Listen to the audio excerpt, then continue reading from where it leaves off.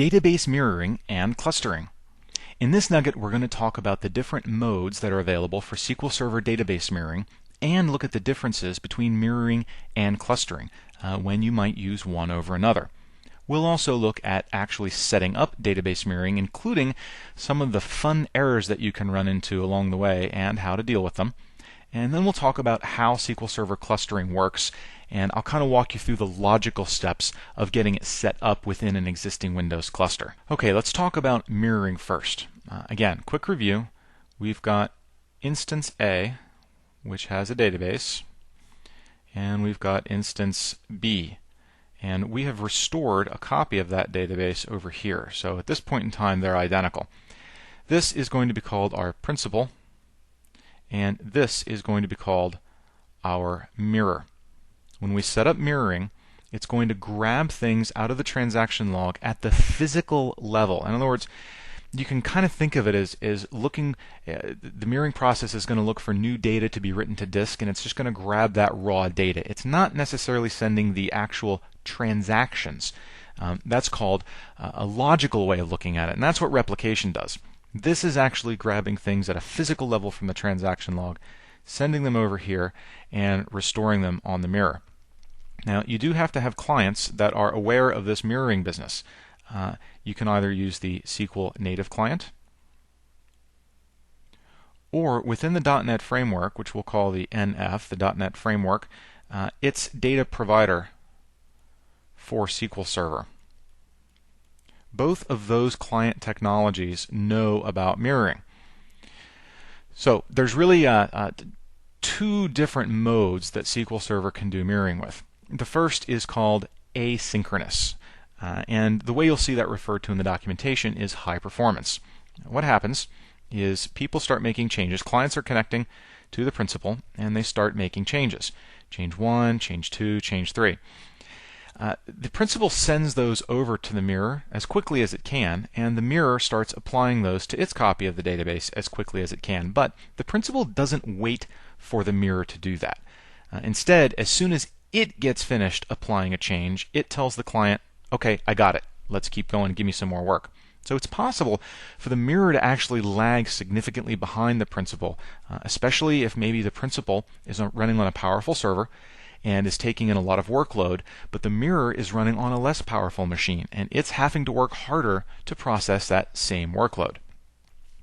So the other option you've got, so that was asynchronous, which is also called high performance.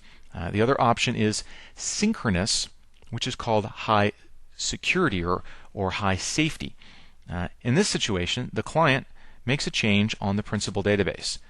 The principal applies that change, sends it to the mirror, which applies the change, confirms that it has done so, and then the principal tells the client, okay, everything's good. That definitely slows things down in your environment, but it guarantees that all changes are seen and applied by the mirror. There's really no chance of those two guys ever being out of sync or of you losing any data. Now there's kind of another variation of that high safety synchronous bit. Now let's clear some room down here. It takes a third instance of SQL Server, which we are going to call instance C. Instance C does not have a copy of the database. It's called the witness. And its job is just to keep an eye on the principal. And if the principal ever goes offline, but the witness is still capable of talking to the mirror, in other words, the mirror is still connected, the witness will initiate a failover automatically, so that this over here becomes the principal. Now, if A ever happens to get hold of itself and come back online, it knows, because of the way mirroring is built, to check in, and it'll realize that it is now the mirror, and data will begin to flow in the other direction.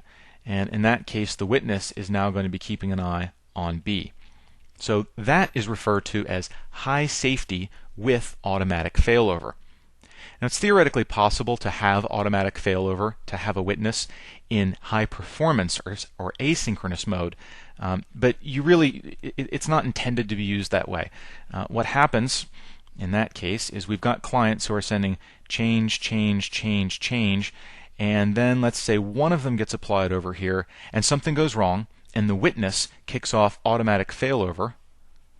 Well, this copy of the database isn't up to date yet. It's still running through these updates that were sent over, and possibly some of those are still traveling across the wire. So that's why automatic failover isn't intended for use with the high performance asynchronous mode. Now, just a few general notes about mirroring. I've said it before, but it's worth bearing that you cannot use this with the file stream type. In fact, if you try to set up mirroring on a database that's enabled for the file stream data type, it won't work. You'll get an error message. You can use it for log shipping. In other words, log shipping is compatible with mirroring and provides another level of backup and redundancy. You can use it if you've enabled full text searching on the database. You can use it if you are working with database snapshots, and mirroring also works just fine with database replication. In the previous nugget on backing up and restoring, we already talked about the interplay between backup and restore with mirrored databases, so be sure to review that information. And keep in mind that this is slightly different from replication, because it's not grabbing logical entries out of the transaction log, but rather it's using the transaction log at a physical level. Another important thing to remember is that when you're working with a database, it's SQL Server logins that determine whether or not you can get into the database. So if you go down to an instance of SQL Server and you look in security, you've got all these logins. These are the people allowed to connect to the server. That does not happen automatically across mirrors. In other words, here's the situation you can kind of find yourself in. I've got my instance A, and I've got my instance B, and I've got a database over here, and I'm mirroring it to a database over here, and all my users are currently connecting to A because that's my principal. And it's got logins set up for those users. User 1, user 2, maybe it's got an application role that it works with. And if failover occurs, these logins do not automatically carry over to instance B. You have to make sure that these are all manually set up over here so that when users begin talking to B, they'll be able to log in normally. So that's something you need to make sure you're taking care of. So now let's briefly talk about the differences between failover clustering and mirroring. With mirroring, we have an instance running on a server, and that instance may have several databases associated with it. You set up a second instance running on a second server, and you have to manually copy the database, typically by backing it up and restoring it. And the data flows on a per database basis. So if A has multiple other databases, those are not automatically mirrored. In addition, all the logins for this instance, just like we talked, aren't mirrored. It's just the data within the database itself. So that's database mirroring. Under failover clustering, things work slightly differently. Everything operates at the instance level. We do have multiple physical servers involved still. Let's say server 1 and server 2. But there's no actual replication or passing or transmission of data.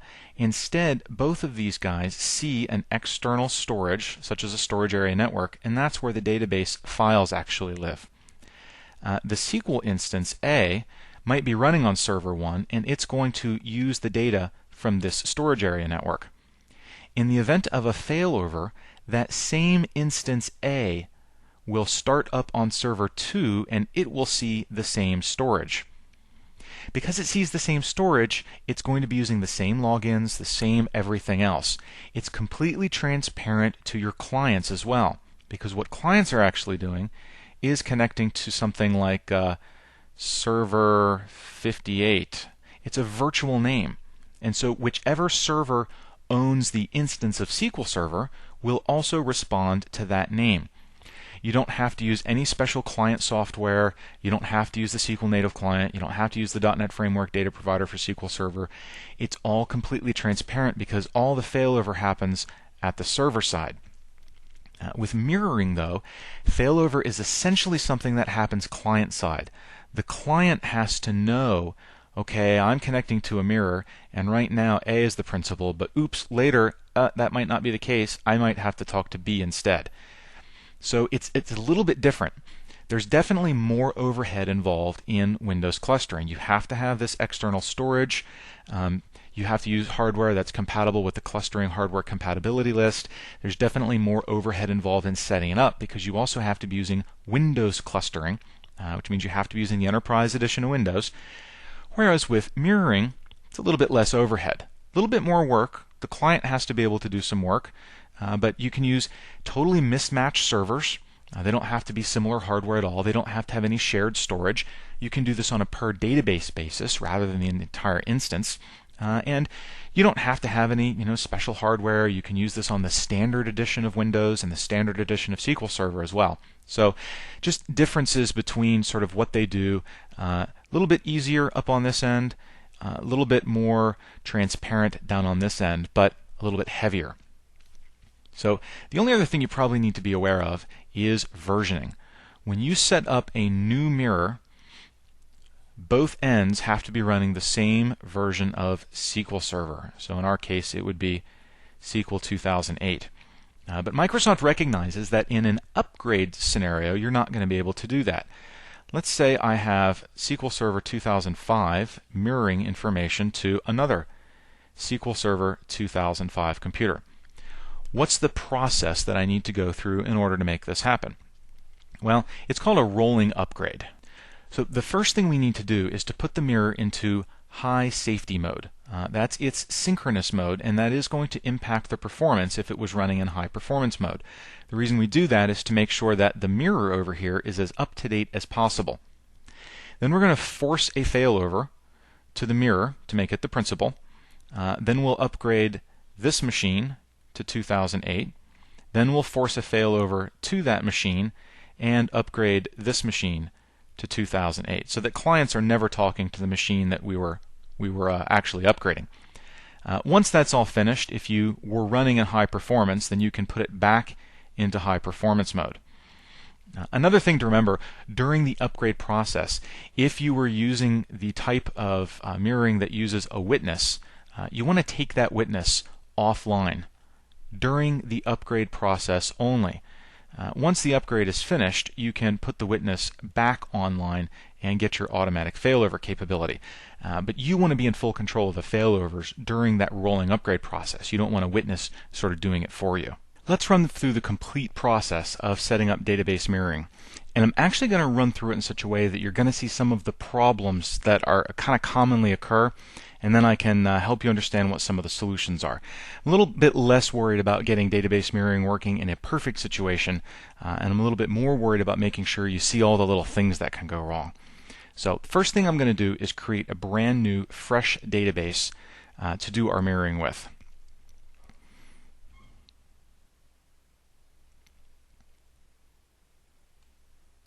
And we're just going to call it MirrorMan. Just accept all the defaults. The only thing that's important here is because mirroring is not compatible with FileStream, you want to make sure you don't enable that particular option for it. So we won't turn that on. Go ahead and create the new database. Now, I'm going to connect to a second instance of SQL Server. It happens to be running on this computer. In reality, you would probably be mirroring to an instance running on another computer, but it's a little bit easier to kind of walk through all of it in one screen this way. And I need to get a copy of this database onto this instance. Now there are a couple of ways to do it. I could just do a backup, carry the backup over to this instance, and restore the database on that server. That's pretty straightforward. I'm going to do something slightly different. I'm actually going to right-click this and detach it. So it's going to disappear from this first instance. Now if we go into the Program Files folder where that data file actually lives, it's sitting under here. There's MirrorMan. I'm going to copy both of those to the clipboard. And then I'm going to drop those into that second instance's data directory just by pasting them. This way I know that these are absolutely identical copies. I'm going to reattach that database to my first instance.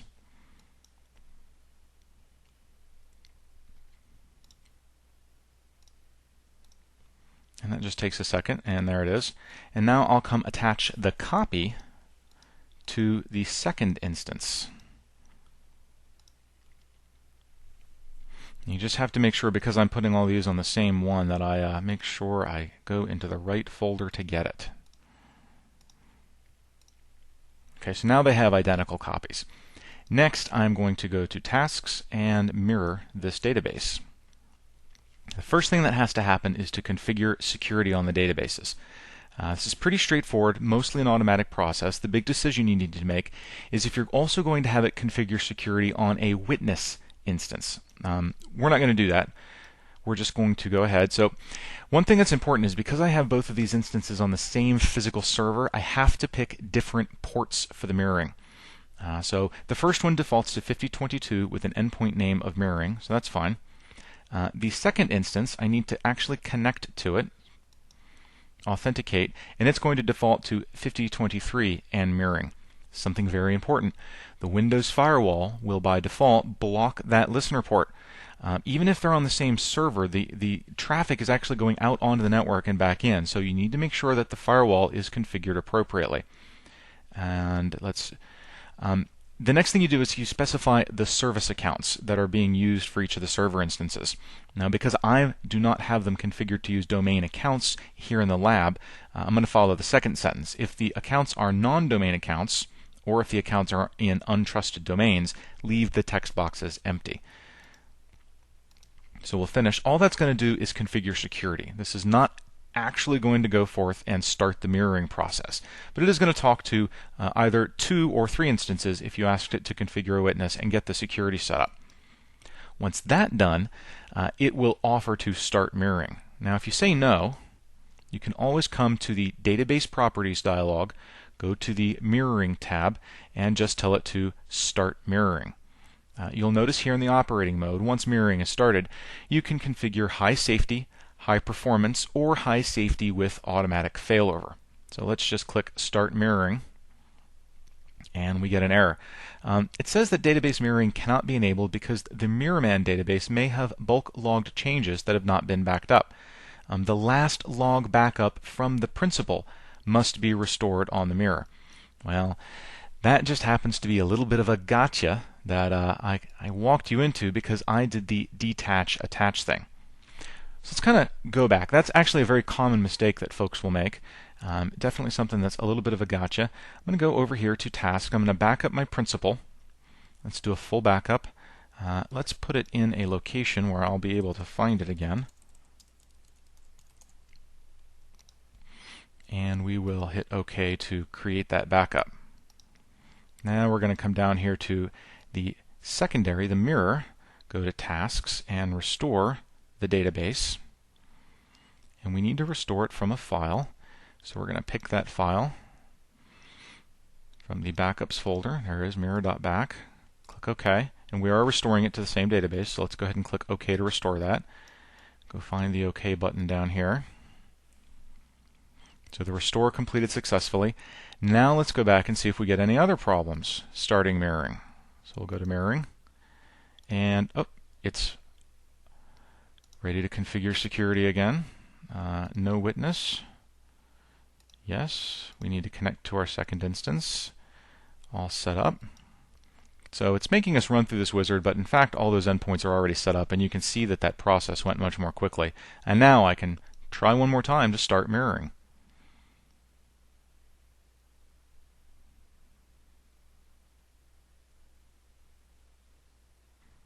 And here's the common error message that you'll see. It cannot be reached. So it's attempting to talk to the other server, and it says it cannot be reached or does not exist. That just gets you down to basic network connectivity. You need to make sure that there are no firewalls in the way. You need to make sure that DNS is configured correctly, that you can ping these things. You should make sure that the port you've selected, in this case 5022, which is what SQL suggested, isn't being used by something else. Now it's not a well-known port, but it's possible you have some management agents or other software that's installed on the computer that's listening to that port, so it'll create a conflict. So work out those basic networking issues next. Now, once you get mirroring up and running, you can pause mirroring. If you're done mirroring, you can remove mirroring. And if you want to force a failover from one mirror from the principal to the mirror or back again, you just click the failover button. Another little cool thing you've got in here, once you've created the mirroring, you can see that this is the principal currently, and it is currently synchronized. And let's go down here to the other one and refresh this view. So we can see that this database is actually restoring, and it will come up as the mirror later. The next thing we can do is on tasks, look at the database mirroring monitor. And this will just sort of give us the state of mirroring for this particular database. Once it comes up, you can get the window to a nice size, look at any warnings on here, set up notifications, set thresholds for these warnings, take a look at the current status. We can see that this one is synchronized. There's no unsent data remaining to be sent. And after you do start mirroring, it does take it a little while for mirroring to set in. So don't be surprised if you start mirroring, come immediately to this monitor and see a bunch of red X's instead of green check marks. It's okay, give it a little while to figure out what it's doing and get itself situated, especially with larger databases. Now, there is one extremely common error you can run into with setting up mirroring that I want you to know about. It goes something like this. When you're in the database, and you haven't started mirroring yet, and you click mirroring, start mirroring, and it immediately comes up and says, oh, but the database hasn't been configured for mirroring. And you're thinking to yourself, well, geez, I just clicked the configure button. What's going on? Well, it's actually kind of a misleading error message. Let me kind of walk you through exactly what you have to do to get the perfect mirror situation. Now, this is going to seem a little crazy, but if you follow these steps exactly, then you will always be able to get mirroring to set up. Number one, on your source database, what we'll call the principal, do a full database backup. Next, also on your principal, immediately do a transaction log backup. Those backups can go into the same file or the same backup set if you want to. Carry those over to your mirror, and on the mirror, do a full database restore. But there's a trick. You need to overwrite the database and specify the no recovery option. That leaves the database unavailable in recovery mode, essentially. And then on the mirror, do that tlog restore that transaction log, and again, select the no recovery option. Then start mirroring. Another thing you can do, and this is actually a Microsoft recommendation that makes things easier, is to look at the paths of your databases. Ideally, the physical path to the physical database files should be identical on both systems. So on your source computer, if it's in eData, then on your mirror computer, it should be in eData too. That's not a requirement, and actually if you follow these 5 steps, most of the time it'll get over not having that. So let me show you some of those specific options that I was talking about. When I go to backup a database, and that would be my first step, I actually need to go on to tasks, backup. So do a full database first, and then a transaction log. It'll take 2 steps through this dialog box to do that, and if you want, you can save them both to the same file. When you go to do your restore, you don't want to restore files or files groups. You have to restore the entire database. The first time, you're going to select from device, pick your file. The database file will show up in this list, and you'll check the checkbox. Under options, so we'll select a file here just for an example, and you can see that this file has got both a database and a transaction log. So you're going to pick the database to start with. Then under options, pick overwrite, and then the no recovery option. Do that first. The next thing you're going to do is go do the transaction log backup, restore that, and again select no recovery. If you do those in that order, as I've outlined here, you should have no problems getting mirroring to work, assuming you also take care of all the network issues. The other big thing you can run into is just a simple security mismatch. In a production environment, you're typically going to have your principal and your mirror running on separate machines. Those SQL Server instances, if you're following best practices, are going to be logging on to the system using domain accounts. So the services themselves are going to be logging on using domain accounts. Ideally, make them both the same account. That'll save a lot of trouble. Also, make sure when you're configuring security on mirroring that you specify using the domain \username syntax the exact account name that those services are using to log on, because those services are going to have to talk to one another. And what happens in the mirrored database, let's go over here to my mirror instance and look at its security. It actually has to create a login for the other server to connect here and send data over. And then that login gets permissions in the appropriate database. So it's really important that you get all those security things sort of mapped out exactly like I outlined for you there. Now, we've talked about Windows clustering and SQL failover clustering before, but I want to just provide some real strong detail on how this works. Let's start off with our familiar scenario. We've got a node, which we'll call Server A, and we've got a second node, which we'll call Server B. Now, because this is a SQL Server course, we're going to assume that Windows clustering is already installed. That means we've got at least one form of external storage, such as a storage area network, that's physically available to both of these computers. So here's what happens when you install SQL Server.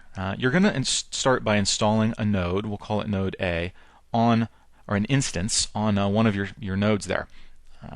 And as part of that process, you're going to be doing a little bit of setup. One of the things you're going to be specifying is a virtual name for the instance. This is just really a standard instance name. Let's just call it SQL instance. And at the Windows clustering level, there's also a virtual computer name. See, nobody's going to talk to Server A or Server B. They're going to talk to a virtual computer, and that computer might be called Cluster 1. And that also has a virtual IP address associated with it, which has to be in DNS. If you're using regular dynamic DNS, Windows will register that automatically and you won't have to worry about it. So let's say that's our virtual IP address. So the first thing I'm going to do is set up my instance on one of the nodes. I will specify the shared storage as where my database files actually live for that instance. So we're just going to draw a little dotted line indicating that those go together. The next thing I'll do is use SQL Server Setup to install a copy of instance A on the other nodes in my cluster. To begin with, though, these are not going to be started. The services are set to manual start. Right now, this is the active node, and it is the only one running. Clients are going to attempt to connect to this server name and this instance name, and they'll wind up using this IP address. So that means there's a few things that have gone together here. In order for Server A as a node to be able to successfully be instance A of SQL Server, it needs to have access to this SAN. It needs to own the instance name. It needs to be responding to that virtual computer name, and it needs to be responding to that virtual IP address, which, by the way, under the hood also comes with a virtual MAC address. These things together are called a resource group.